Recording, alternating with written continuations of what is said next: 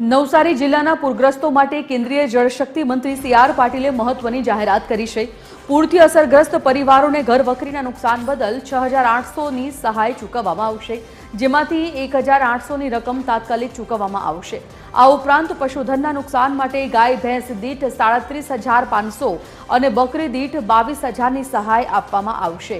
સુરત જિલ્લામાં જાહેર કરાયેલા રાહત પેકેજની તર્જ પર નવસારી અને વલસાડ જિલ્લામાં પણ વિશેષ રાહત પેકેજ જાહેર કરવા રાજ્ય સરકાર સમક્ષ રજૂઆત કરવામાં આવશે તેવી માહિતી સી.આર. પાટીલે સાંત્વના આપી। આ દરમિયાન સી.આર. પાટીલે આજે નવસારી જિલ્લાના પૂરગ્રસ્ત વિસ્તારોની મુલાકાત લઈને સ્થિતિનો તાગ મેળવ્યો હતો। તેમણે સોનવાડી, ધમડાચા, અમલસાડ, ભાઠા, બિલીમોરા, ઉંડાચ અને ચીખલી સહિતના વિસ્તારોની મુલાકાત લીધી।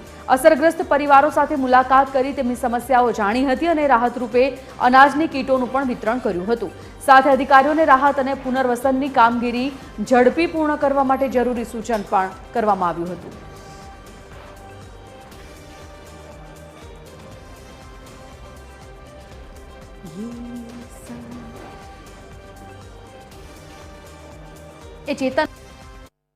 भारी वरसाद ने कारण सूरत शहर, नवसारी और वलसाड अंदर खूब मोटું नुकसान થયું।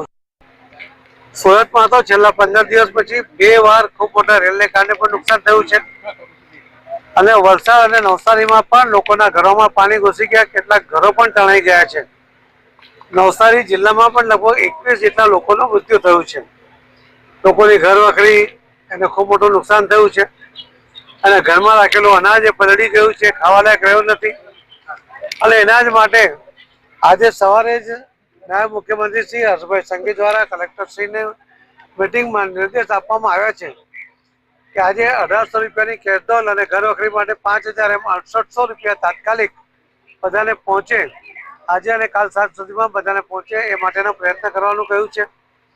ત્યાર પછી પણ પશુધન માટે પણ ભેંસ અને ગાય માટે 37,500 રૂપિયા અને બકરી માટે 22,000 રૂપિયા પણ એને મળે એ પ્રકારની પણ સૂચના આપવામાં આવી છે। સુરત શહેરમાં જે રીતે માનનીય મુખ્યમંત્રી શ્રી ભૂપેન્દ્રભાઈ પટેલ અને ગૃહમંત્રી અને નાયબ મુખ્યમંત્રી શ્રી હર્ષભાઈ સંઘવી દ્વારા જે પેકેજ આપવામાં આવ્યું હતું એ જ પ્રકારનો પેકેજ નવસારી અને વલસાડ જિલ્લાને પણ મળે એવી પણ માંગણી કરવામાં આવી છે। મને વિશ્વાસ છે કે આ જ પ્રકારનું જો રાહત બધાને મળે તો લોકોને ફરીથી ઊભા થવામાં સરળતા રહેશે। માનનીય પ્રધાનમંત્રી શ્રી નરેન્દ્ર મોદી સાહેબ અને શ્રી અમિતભાઈ શાહ સાહેબ આના માટે ચિંતિત છે।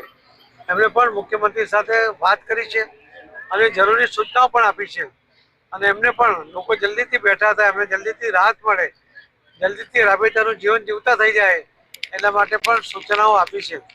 અમારા કેબિનેટ મંત્રી ગુજરાત સરકારના શ્રી નરેશભાઈ પટેલ એ તો આ જ વિસ્તારના ધારાસભ્ય પણ છે અને સતત ઘરે ઘરે ગામ ગામ ફરીને લોકોને અને અધિકારીઓ સાથે સર્વે દ્વારા પણ લોકોને જલ્દી મદદ મળે એના માટે સરપંચો, પદાધિકારીઓ, ચૂંટાયેલા પ્રતિનિધિઓ એમની સાથે મળીને કામ કરી રહ્યા છે। આ કુદરતી આફત છે પણ આપણે સૌ સાથે મળીને એમાંથી જલ્દીથી બહાર નીકળાય એવો આપણે પ્રયત્ન કરીએ।